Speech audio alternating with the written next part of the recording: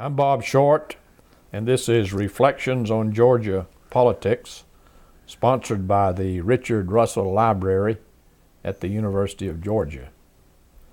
Our guest today is Carlton Colwell, who spent more than 3 decades in the Georgia General Assembly representing the mountain counties of Georgia. Carlton, we're delighted to have you. Thank you, Bob. Thank you for having me. You're a native of Blairsville in Union County, up here in the North Georgia mountains. Tell us about growing up in Blairsville. Well, Bob, there were 6 boys in my family, and my father, we lived on a farm, and he worked for the public most of his life, and we farmed, and I'm the last one living of the 6. I've lost 5 brothers, but we grew up, we was poor, I guess, and didn't know it. But we had a lot of love in our family, and my father was, he was real close to me. We were real close, and we grew up down right next to Nolly River, and it was, but we survived it all the time. Good. Well, Union County has produced several outstanding public servants in addition to you. Let's talk a little bit about Judge Tom Candler. Well, Judge Candler was a special friend of mine. He was real close to my wife, and his law assistant was Effie Mahan, and they were big friends. And Judge just helped me tremendously when I was first elected to the General Assembly, and he was just a great person. He had a lot of stories to tell, and so I was real appreciative of all his friendship over the years. Well, tell us Judge Tom Candler's story. Well, Judge, he told my wife when she was expecting our daughter, said we'd had all boys, said, now, I know this is going to be a boy, so said, I want you to name it after me. Said, you name it. And she said, well, I don't know. It's kind of weird. So when we had the baby, well, it was Carla, our daughter, and he goes up to the hospital and tells her, says, you'll do anything in this world to keep naming someone after me. So later on, we lost one of our little boys in a car wreck, which has been real devastating to us over the years. And so she was expecting again, and she had this boy, and he called the hospital and said, you just don't do anything about that. And said, I'll be up there. And he went up there and wrote down Thomas Candler Colwell. So my youngest boy is named Thomas Candler Colwell. And he was just a great storyteller. He had a lot of them that he would tell. Well, there's a district in Union County by the name of Choice-Toy. It seems to me that it has produced more appellate court judges than any other section of the state. In addition to Judge Candler, there was Judge William Henry Duckworth, who I'm sure you remember. I remember Judge Duckworth, and Judge Reed. Judge Reed was from here. Judge M.D. Collins was school superintendent for years. And like you say, Choice-Toy has produced some real famous people for this county, really. Yeah, well, also Lieutenant Governor, and United States Senator Zell Miller's family, father's family came from Choice-Toy. Governor Miller has a lot of relatives, and I guess he has more relatives in Union County than he does in towns. And all of his people grew up there. I never did get to know his father. His fathers did, but I knew his mother real well, and we had a lot of contacts with his mother over the years. Also, Congressman Ed Jenkins came from Union County. Congressman Jenkins is a dear friend of mine.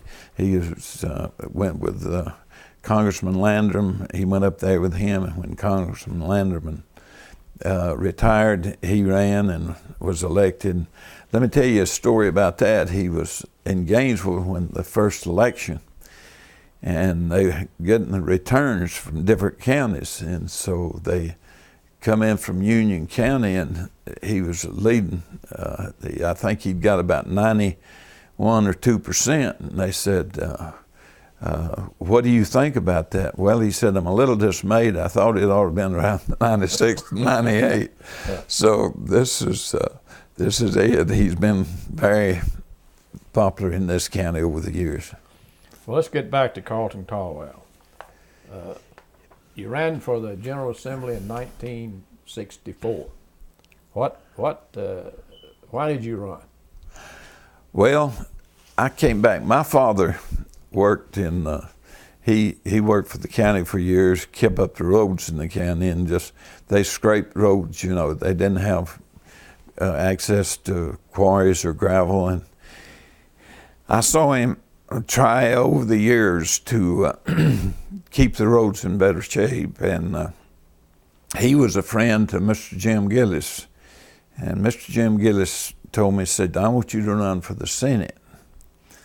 And I had worked at General Motors for about 12 years, and when my father died, I came back, took his job for a while, and Mr. Jim said, you run for the Senate. Well, I was, at that time, Governor Miller, or Representative, he was a Senator Miller then, and we shared every 2 years. We had 3 counties, Rayburn, Towns, and Union. And he was the senator at the time, and then I was supposed to replace Senator Miller, and it was Union County's time. So I ran in the early primary. Well, they reapportioned the Senate, and I didn't get to serve any time in the Senate, so I waited 2 years, ran for the House, because I just had a deep burning feeling that I needed to, if I could do anything. They had the Rural Roads Authority, and I didn't think we had been got our share of that, so I ran. Basically, I guess that was the biggest thing. Another thing was a school that we needed some new schools, and we was building a hospital. So I ran for the House then, served 1 year in the House, and they reapportioned the House. Half of the House had to run after 1 year. Well, guess what? I was one of the ones that had to run again, and I had to run against a man that had been in the House for 15 years, but I was elected, and I never thought I'd serve 30 years in the House of Representatives, but I did, and sometimes I wonder if I served too long.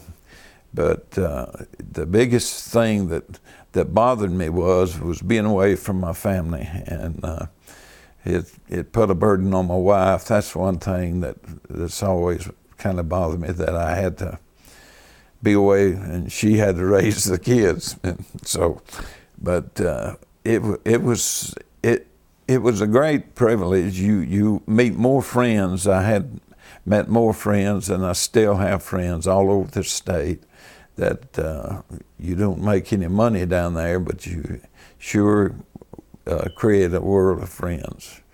In fact, Bob, I think I met you years ago, and down there, you was one of the first ones after I was elected that I met, who's been my good friend all these years. Thank you, Carlton. And I remember that. I was working down in the governor's office at the time. Let's talk a minute about campaigning in the mountains. It's very difficult, isn't it, to get out to meet all these folks scattered all over the hills up here? It sure is, and that's we would talk about that, especially in reapportionment. It wasn't too bad. The first time I ran was, of course, I just had Union County. Then the next time I ran in Union and Lumpkin.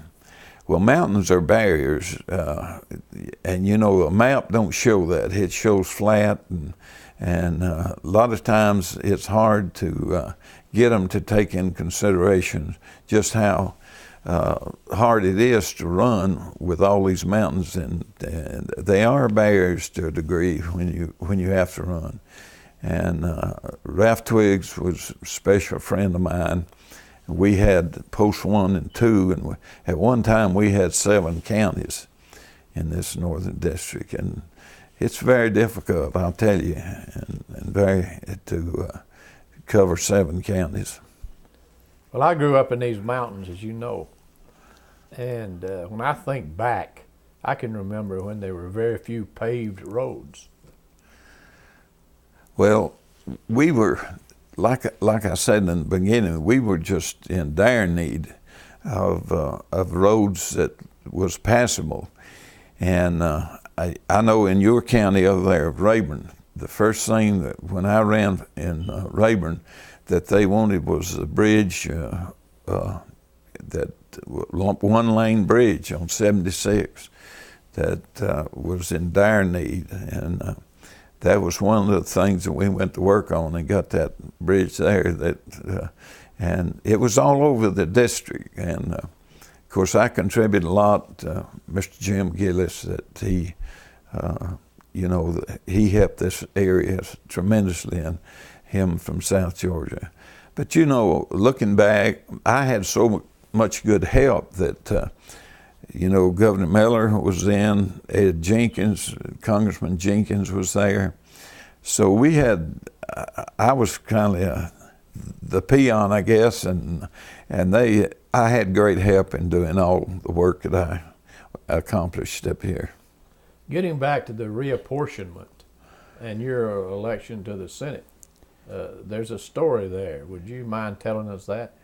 Well, of course, I ran, and like I say, in the early primary, and thought I was going to be the senator, and but like I say, they reapportioned that in that year in a special session, and so that's when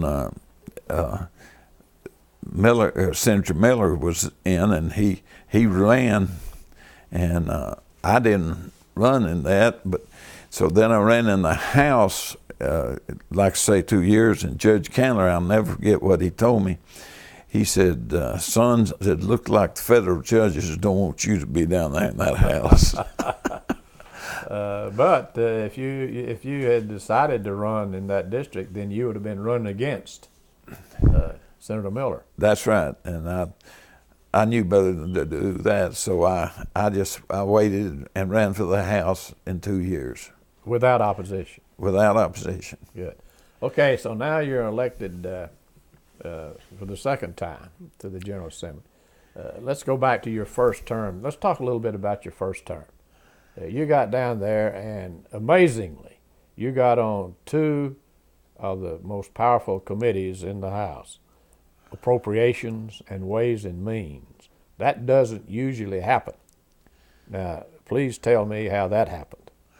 Well, I don't know. I was told, said, put in for your committees, and you put in for your committees. But about everybody put in, for Appropriations and Ways and Means.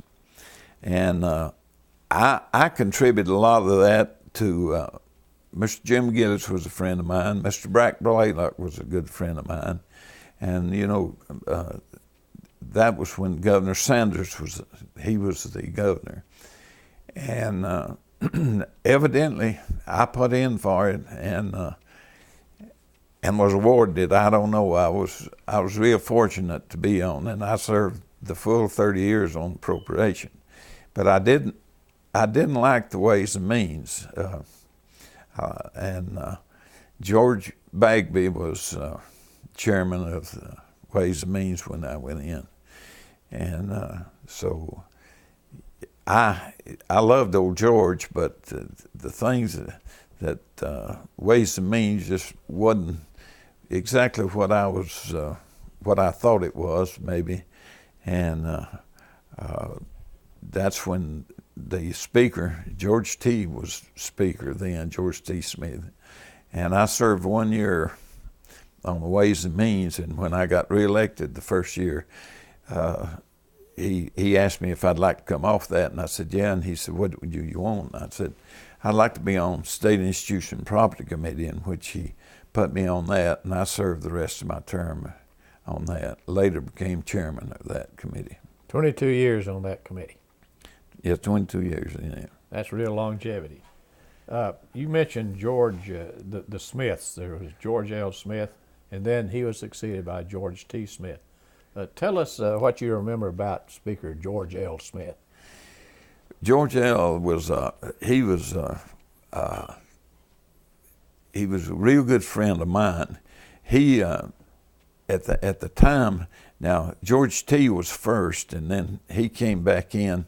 I think he had been speaker before George T. and then when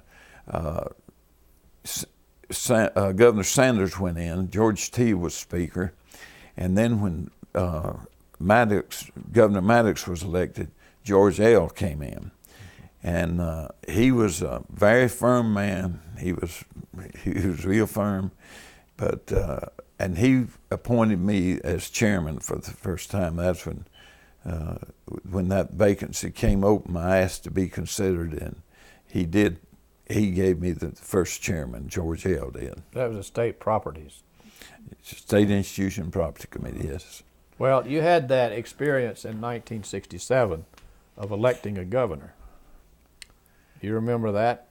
Very well. That's when Peter Zach Gear presided over the joint session, and he made the national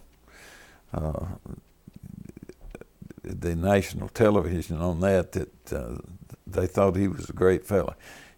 Peter Zach was a real smart man, and he was lieutenant governor at the time, and he presided, and we had to go and vote at that, and I'll never forget.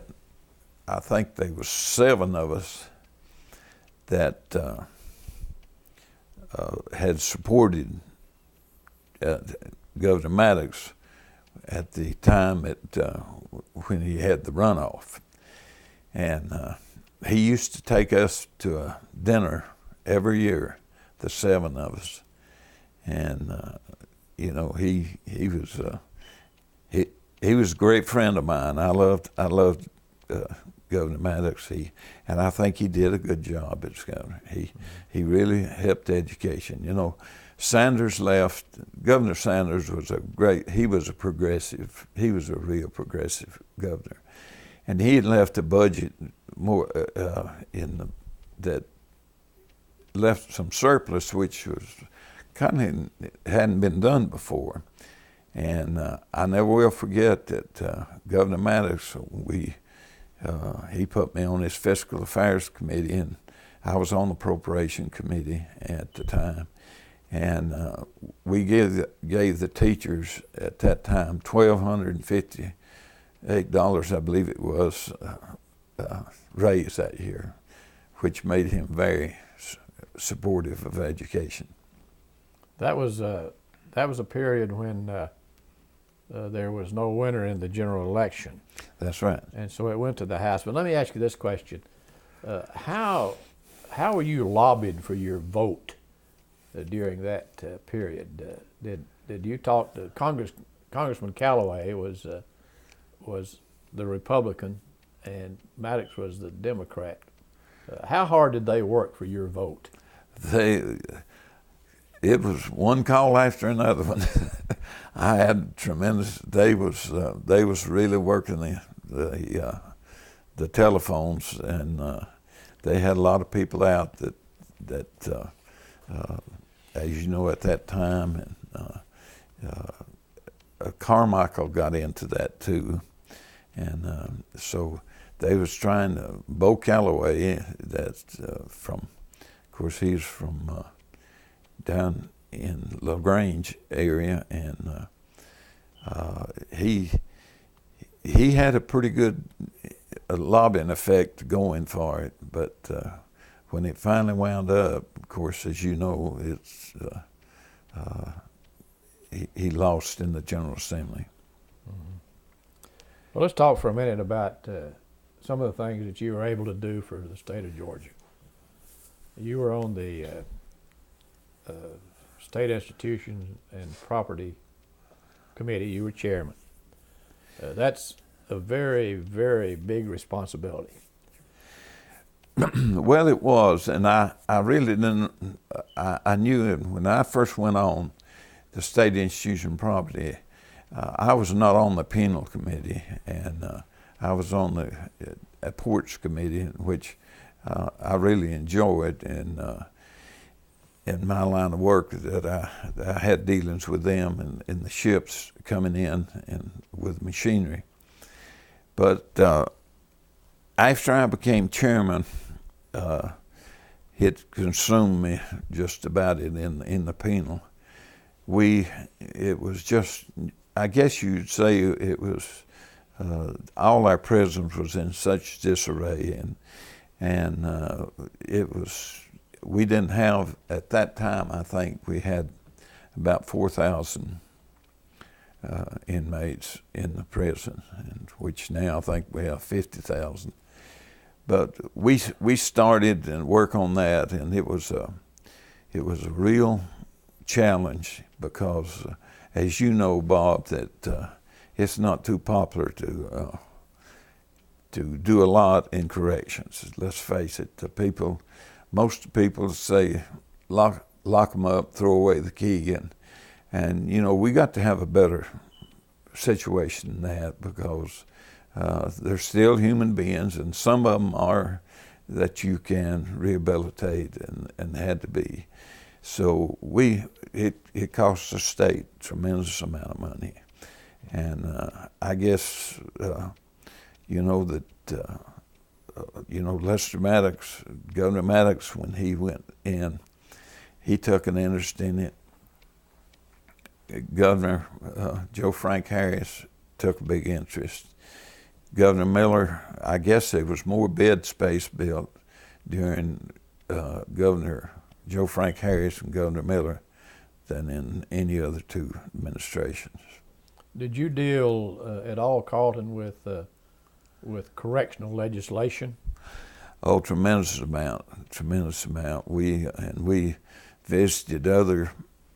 I know we visited other states to see what they were doing and trying to come up with plans, and we really built our prisons.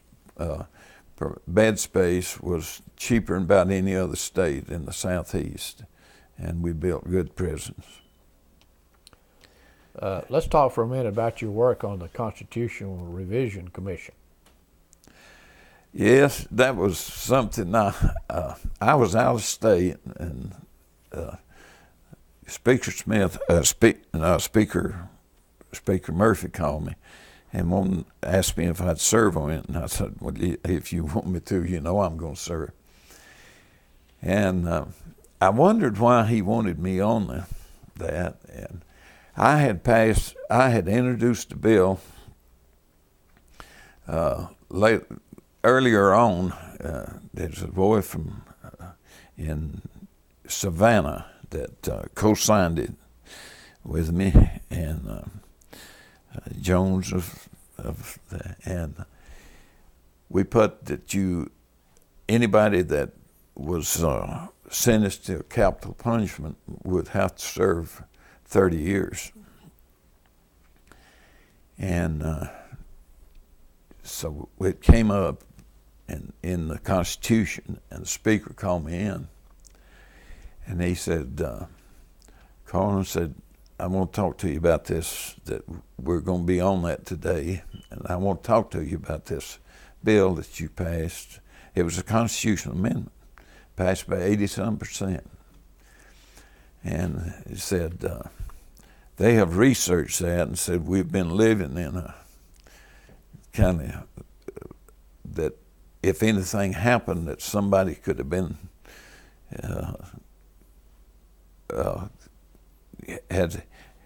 where the laws would have said that, they could have got a reprieve, it was so tightly written.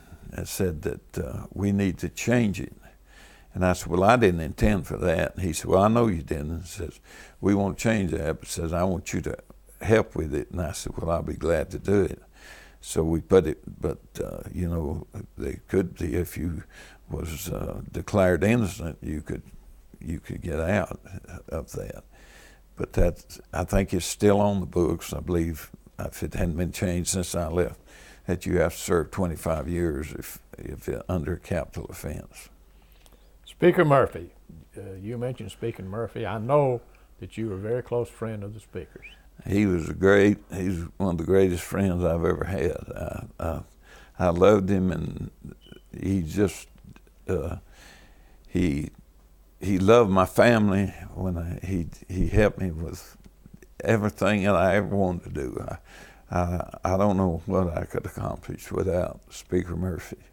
Really, he was just a great fellow, and I think he has been misrepresented to a large extent. He, you know, a lot of people in Atlanta would get on him and write about him and do it. He's done more for the city of Atlanta, I think. Yeah, and I know you know, Bob, but what he there was not and he didn't have a racial bone in his body. He did so much for everyone. He treated everyone with respect. Now he was tough. But you didn't want to lie to him. Just tell him the truth, and you got along fine. I think I lost one of the greatest friends I ever had when he passed away. Mm-hmm. Speaking of Speaker Murphy, you and Speaker Murphy were in the House when the first African Americans came to the legislature. Right. What was the tenor of those times? Well, it was tensions was running so high. It runs so high that we was in there that when that happened, you know, Julian Bond was elected to the House, and that caused a big turmoil in the House, but it was real sad. It was real sad to see that we had that much tension in the House and the Senate at that time. Mm-hmm. Well, let's talk for a minute about the Bond situation. Representative Bond had made some statements that upset members of the House, so they refused to seat him under the rules of the House. But there was a Supreme Court decision that required his seating, and he was finally admitted. That's right. And then he served on my committee after he was seated. Actually, when I was chairman, of course, I was not chairman at that time, but later on, he was one of my committee members. And then he was elected to the Georgia. That's right. Senate. He went to the Senate then. That's right. There were other rather outstanding African Americans in the legislature at that time. Of course, Leroy Johnson had been elected to the Georgia Senate, but you had, for example, Hosea Williams, who was a well-known civil rights leader. You knew Hosea. Oh, I knew Hosea real well. He is a very colorful fella, I tell you. I got along with him fine. He was, he was very colorful, and I've got to tell you this story about him. He was, they had incarcerated him out in DeKalb County, and we had a special session. And during that time that he was incarcerated in DeKalb County, the jail, and so I think, and that was election year, and he had 2 or 3 people running against him. But when we met in the special session, they let him come to the special session every day. And one night the speaker said, do you all want to work on later on tonight, or do you want to adjourn and we'll come back tomorrow? Jose got up, held his hand up and says, Mr. Speaker, said, it's all the same to y'all, so just work as late as you can. I said, I'd like to stay here rather than go where I'm going. But at the end of that story is he won that race without a runoff, and him incarcerated. He was a very colorful fellow. Cynthia McKinney was a rather controversial member, and she was on your committee. She was on my committee. Yeah, she was colorful too, I guess. Do you remember, was she very cooperative with you as chairman? Well, to a degree, she was had her own ideas a lot that was different to mine, that she didn't approve of my chairmanship a lot of times. Let's talk for a minute now, Carlton, if you will, about governors who served with you in the legislature. Lester Maddox was never in the legislature, but he was succeeded by Jimmy Carter, who was in the Senate. I'm not sure he was there when you were in the House, but you remember Jimmy Carter, I'm sure. Yeah, he was in the Senate. I served in the House. He was a senator, and then he ran for governor. And I served with him in the Senate. I mean, I was in the House and he was in the Senate. Mm-hmm. What was your relationship with him while he was governor? Well, I had a real good relationship with him. I was on his when he changed the Constitution. Or not the Constitution as much as, of course, a lot of them was of the when he took a lot of the departments and reorganization, of state government. Mm-hmm. And I helped him with that because of course I was criticized some for helping him with that. A lot of people didn't think, but I think it wound up to be the best thing to happen for Georgia. Mm-hmm. And he was a very good friend. I still have contact with him from time to time, but he was a real good friend of mine. Then there was George Busby, who you served with. He was, as I recall, your majority leader when he was in the House. Governor Busby was, I guess, one of the hardest working men I've ever known. He was a majority leader. He worked tirelessly. He worked tirelessly when he was governor. He was a great governor, good friend of mine. And I hated so bad to see his life cut short because he was such a great governor and a great friend of mine. Mm-hmm. Let's get back for a minute to the Appropriations Committee. That's really where the action is. Well, that's true. And of course, as you know, when Governor Maddox was elected, that's when George L. Smith became Speaker, and we got our independence back, and Sloppy Floyd was elected chairman of the Appropriation, and he died while he was in office, as you well know.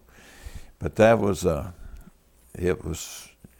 he had a burr under his saddle about people buying these typewriters. He just said, so George Baby and I one time took him one of the old model carriage type and presented it to him at the Appropriation Committee. But he was a good chairman. He looked after the business of the state, I thought, real well. How do you go about getting appropriations in the bill as a representative from the North Georgia mountains?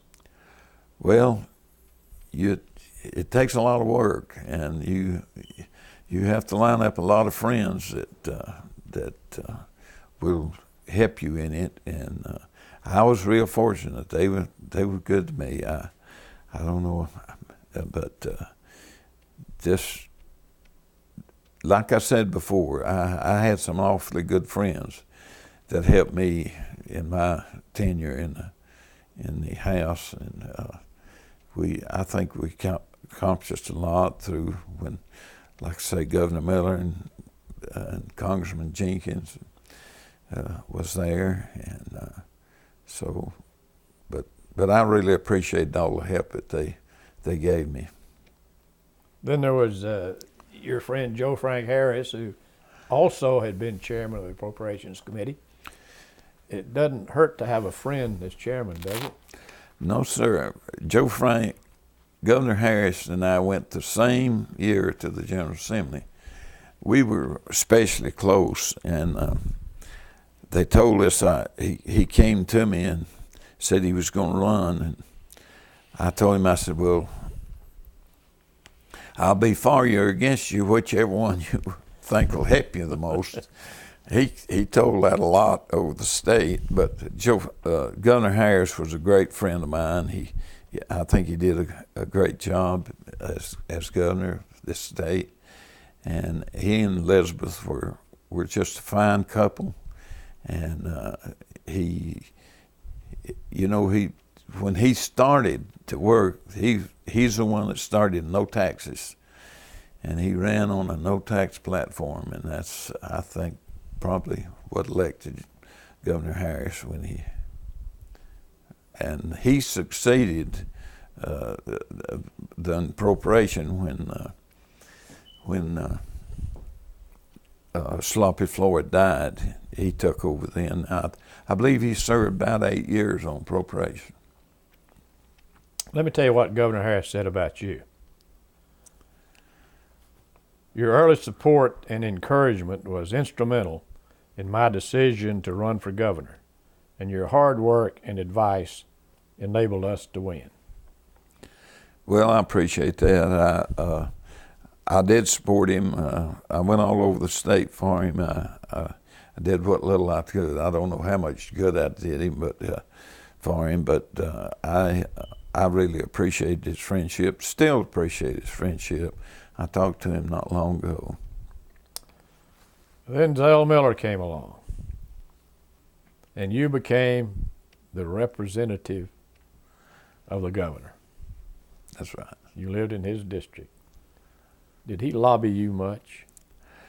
Well, not too awfully much. We had, growing up here, I guess our minds were pretty much the same, and of course, he would lobby, on some of the issues, and I tried to support him especially in all his endeavors on the corrections and pardon and parole that was pertained to my committee, and we worked tremendously close together on all those issues. Well, actually, you and he served together in state government from the time you were first elected, and from the time that he was elected lieutenant governor. That's right. Let me tell you what Zell Miller said about you. I got to know a lot of folks in my many years in politics, and I can honestly say I never have known a more effective public servant than Carlton Colwell. Well, that's very complimentary. I mean, I hope I could live up to that, because I really appreciate his friendship. Him and Shirley, both, they've been my friends over the year, and I appreciate that. I appreciate him, and of course, he was a great educational governor. He did so much for education, as well as all other agencies. He sponsored the lottery. What was your position on the lottery? Well, at the time I had told him that came up, and the year before, and I'd made a statement that I would not vote for the lottery. And he called me and told me, and I said, he asked me to vote, and I said, well, I can't vote for that. I said, and I was just wondering, I said, can that be passed? He said, well, I think it can. And he said, I'd like, and I said, but he did not pressure me. He said, I understand if you're committed. And so I did not vote for it on the first go around, but it was, of course, that's been the best thing that ever happened to the state of Georgia as far as education. I think you also served with Roy Barnes, who was Georgia's next governor following Miller. Well, now I didn't serve under while he was governor. I served with him when he was in the House and in the Senate. He sat on the same row with me. Roy Barnes, one of the smartest individuals, one of the finest men I've known. I cherish his friendship. I think he's just super bright, and I really like Roy Barnes. Let me tell you what Roy Barnes had to say about you. The years we served together, Carlton Colwell was one of the finest and best I've ever known. He was personally above reproach, always honest, and to a young legislator like me, he was there and his door was always open. You were one of his mentors. Well, that's very flattering coming from him. He was, I used him more, I think, than he used me. I'd go to him for advice on legislation, and he reminded me kindly of a fellow that served from South Georgia, Mr. Emory Rowland, who was a lawyer, and when I first went there, and he'd say, now, I'm going to tell you what I think about it, but now you make up your own mind in the end. And so he was great to give you, but he was just a great individual in my book. Well, speaking of mentors, is there anyone special you looked up to when you first went to the legislature? Well, there was a lot there. Denmark Groover, I think, was one of the best legal minds I've ever seen. He was a great friend of mine. Wash Larson, he was a legal mind. Elliot Levitas, he was just, all these people were just super bright. But I guess Speaker Murphy was that I looked to, I guess, more than anybody in the House, because he was always fair to me, and later we became friends early on when they had the railroad fight. I was for the L&N, he was, and we just created a bond that lasted all the time that I served in the House. Let's talk for a minute now. You mentioned Denmark Groover.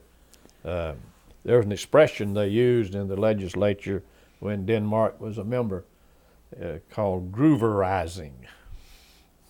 Tell us what grooverizing means. Well, that's what, when you'd have a bill and it would be in legal terms, and you would always hear this, someone would get up and say, has this bill been grooverized? So that was the ultimate fact. When that was done, that was it. In other words, has Denmark Groover looked this bill over? Somebody once said that Denmark Groover could change the complete meaning of a bill by changing one word. He could critique a bill better than anybody I've ever seen. He was amazing. He was amazing to me. And he was so calm about it but he was super bright. Do you think that Representative Groover's participation in the flag issue when Governor Barnes had the flag changed and made a difference in the House? Oh, definitely. That's no doubt. Let's talk about some more of your friends in the legislature. Bill Lee. Bill Lee, he was the dean of the House. He was quite a fella. He was comical. He was, everybody I reckon loved Bill. I've seen that be the time when tensions would get so thick, you know, you could just nearly cut it with a knife, and he'd get up there and say something to the speaker, get his microphone, and him and the speaker, that would break the tension. He was great at that. Bill Lee's a great friend of mine. I cherish his friendship, and he's a great legislator. Chairman of the Rules Committee. Chairman of the Rules. Everybody he had a congregation every morning when the rules set in that they wanted to go hear Bill Lee. Marcus Collins. Marcus Collins was one of the tax people that he wanted to help rural Georgia, and he was tough. He was chairman of Ways and Means, and he was a great legislator. He later became, you know, Commissioner of Revenue, and Marcus came to see me. He was in a wheelchair about 2 years ago, and I don't think Marcus is doing too well now, but he was a great friend of mine. He was a great legislator. When he knew a lot of tax. He was a good tax man. How about Bubba McDonald? Bubba McDonald was chairman of the Appropriations, and Bubba McDonald, I think, he was real smart in the tax area. And I remember one time when we was in double-digit inflation, that we could have paid off all bonds within about 4 years. I co-signed the bill with him, and but we didn't get it. Didn't go. But Bubba's been a special friend of mine over the years. Let me ask you this question, Carlton. In 1990, Bubba was a candidate for governor at the time that Zell Miller won. Now, Bubba was a great friend of yours, and Miller was a great friend of yours. How did you decide what to do? Well, I told him at the time, that was at the time, and it really put me on the spot. That's the worst spot I've ever been in politics. And so what happened was he helped me get a school up here, Bubba did, and the speaker put a little pressure on me too. So I went with Bubba in the primary, and we went as soon as it was over and met Governor Miller and over in Gainesville, and told him we had sinned and we'd like to join up with him. So that was in the early primary I believe there was a runoff in that, wasn't there? Yes, Miller and Andrew Young. Yeah, and so Bubba and I both went and supported him in that. When you look around these mountains, Carlton, up here, there are many monuments that, to Carlton Colwell. You got Highway 515, you got schools, you've got prison facilities, you've got the technical schools. How were you able to accomplish all of that? Well, Bob, like I say, I had a lot of good help. That may be overstating for a lot of that I did, but I worked real hard on the Appalachian Road. That was one of my hardest work that I did, because these mountains, it was just, we needed it so bad, I thought, and I got a lot of criticism on it. And it caused me to get opposition a time or two. But I thought that we needed it, and I think it's been a savior for this area here. the schools, I always tried to support education, and we got the technical school. They had awarded that to Dawson County, and they got into a political fight over there about it.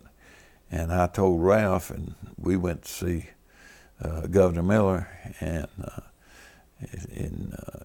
so I told him that we had a place for it in Union County I'd like to see, and he said, "Well, you all work it out," and he supported us in that. And that's how that came there. Ralph Tweaks was he was a big participation in that. Ralph, of course, was a state representative also from this area. You served many years with Ralph. How long were you all together? Well, we sat side by side for years, I believe, for about 22 years, and then I think he served about 30 or 32 years in there. But I've been out a good while, so we served together about over 20 years. I can remember working down in the governor's office when people would come down to the governor's office and requesting some favor, and we'd say, "Go see Carlton." Well, because you could do it better than we could. No, I wouldn't say it, but they used me on corrections and a few things like that. But I tried to support. But when I became chairman of State Institution Property, I really didn't realize how much pressure I was under until I retired. And it's that committee does cover a world of a lot of the state facilities, and you're involved in about everything that goes on. Does that include the state ports? The state ports were one of my subcommittees, and that was that's the ports is a big thing for Georgia. I mean, Georgia ports is tremendous in the economy of the state. Well, tell us a little bit about the different classifications of state property and how you deal with it. Well, of course, we handled the. Of course, there's two agencies that can buy and sell property in the state, and that's the Department of Transportation and Board of Regents. But the rest of it, we handled it there and in the legislature, and we own a tremendous amount of property in Georgia, and we own in Tennessee. The state owns the railroad from Atlanta into Chattanooga. They own property up there, and we sold part of it while I was chairman up there, and to the city, and it creates a lot. When I became chairman, I just didn't realize the impact that the property that we had in Atlanta, where the old Henry Grady was, that's property that was leased to Mr. Portman for, I think, 100 years, and they built that there. We, down where the air rights in where the down at the end of the where the railroad starts, that was 01. Right. And that was a tremendous thing that I never thought about. That was the World Congress Center. The World Congress Center and all down the there. Omni Complex. And the Omni. And in Atlanta. So, in Atlanta. So yeah. They own a lot of property, tremendous amount of property.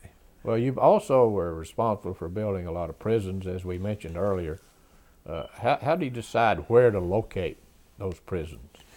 Well, we tried to locate them where people wanted them, and where the counties were, needed employment, and they would give us land. A lot of them would give us land to put the prison on, and so that was a big thing in what we did. We tried to put them in counties that needed employment, and they're pretty good. They got a good payroll, you know. What is your assessment of our prison system from the time that you were first elected until present day? Oh, there's no comparison. It was really chain gang when I went there. That's about the way that everything was determined then. And we had so much to do that it was just inhumane, really, at that time. And I think Georgia's has come a long ways in the prison system. Governor Maddox took a great interest in a great interest. Yeah, he visited some. I went with him to visit some. Yeah, I visited with him. He really took an interest in that. I think he started the ball to rolling the interest to get going on prisons. What was the sawmill gang? Well, we were in the back, right, left-hand corner from the speaker, and there was me and Ralph Twiggs, Bill Dover, and Walter Cox, and I don't know, several of us back there, and we'd get, I guess, a little unruly at times, and I was standing up, and so Mr. Speaker, he called me and he said, "Where'd you learn to whisper? Working at a sawmill?" I said, "Well, yes, sir. I was working there when I first came down here." And so he named us the Sawmill Gang, and that's how it lasted all this time. We were the Sawmill Gang back in the back corner. You've attended many of the famous breakfasts that Marcus Collins and the Speaker used to have. What went on during that period? Well, I wouldn't want to talk too much about that. That was quite a thing. You know, Marcus would fix breakfast for the Speaker, and they'd invite a few of us over. We'd go by and eat breakfast with them. Did you pass many bills? Well, they were discussed. You would know pretty well when you left there who was, if they had a chance, I would say. Let's talk for a minute about party politics in Georgia. We've seen a great decline in the strength of the Democratic Party over the past several years. What caused that? You know, Bob, I don't know.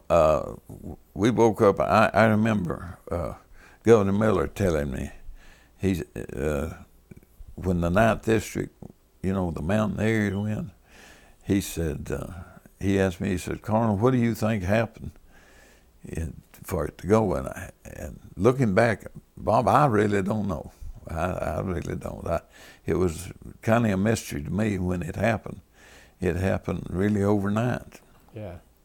Well, a lot of Georgia Democrats think the state party is too dependent on minorities and labor unions and don't pay enough attention to districts like yours.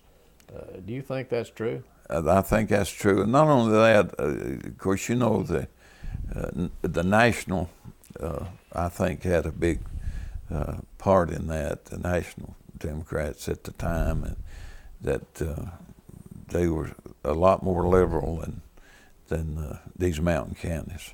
Mm-hmm. What do you think's ahead for the Democratic Party? Do you think that that you're a good, sound Democrat? Do you think that that the Democrats can swing the pendulum? Bob, I don't know. It's going to take a lot of work, and I think one thing, you know, if a party gets kind of asleep at the wheel, so to speak, that the Republicans could sway it back to the Democrats as much as the Democrats could go in and take it back over. So I don't know. I've tried to think about it to a degree, but I've stayed pretty well out of politics since I came out. I mean, as far as going down there and getting involved in I hardly ever go to the Capitol anymore, and so I don't really know as much going on as I did at one time. Carlton, looking back over the years you served in the legislature, do you have any regrets? Well, the biggest regret, like I said before, was putting so much burden on my wife and my family. That's the biggest regrets that I have. You know, it was real hard on them, and you don't know. And of course, when you're serving in politics, your kids take the brunt of a lot that you do, your family, and I guess the only regrets, I'm real appreciative of the people that helped me in what I was able to accomplish. But that's the biggest regrets that I have on serving in the House. Is there anything you'd have done differently? I doubt it. I don't know. I tried to work hard and to try to get accomplished back from my district, and that was my main objective, and I tried to do that. And of course, you fail in a lot of times, and you win some, and you lose some. But that was my goal from the time I went to the time I left, to try to make Georgia a better place to live. What do you think has been your biggest accomplishment? Well, I guess I think the Appalachian Road was one thing. I worked hard on that. A lot of people helped me there. The corrections, I feel like that I did have some degree of help in that I got credit for. And education, I always tried to. We built a lot of new schools, and I worked real hard in that. So I guess those three things would be the best. What I would think would be my greatest accomplishments. Did you have any disappointments? Oh yeah. You do. It's.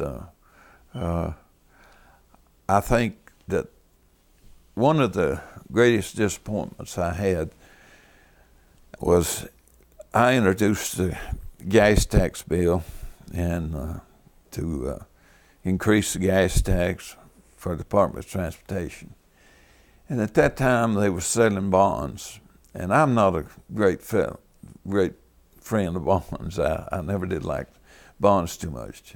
And I was on the budget subcommittee, and I hardly ever voted for a bond, of a 20-year bond for highway, because it's just, roads won't last 20 years, and every state around us is a lot higher than Georgia, and that was one thing that I was disappointed in, that I couldn't get the gas tax raised to take care of the transportation needs in this state. If one of your grandsons decided they would like to run for public office, what advice would you give them? Well, I'd tell them not while they're raising a family. Wait till they to wait. I don't know. It's real hard. I love my grandsons tremendously, but it's awfully hard to raise a family and be in the General Assembly. You at one time represented 7 counties. That's a pretty good chunk of a congressional district. Did you ever think of running for a higher office? No, I never did. I was approached a time or two on Congress, but I just never. I just didn't want to leave these mountains, I guess, Bob. And of course, it'd been a hard race for me to run, and I was content to be at the Georgia House of Representatives as long as I was. 30 years. 30 years. 30 good years. Carlton, I want to thank you on behalf of the Richard Russell Library and the University of Georgia and myself for being with us on this program. Well, thank you, Bob. I appreciate your help. I've always appreciated your friendship over the years, and I just want you to know I appreciate you coming and to my home for this, and you're welcome back at any time. I'll come back. Thank you, sir.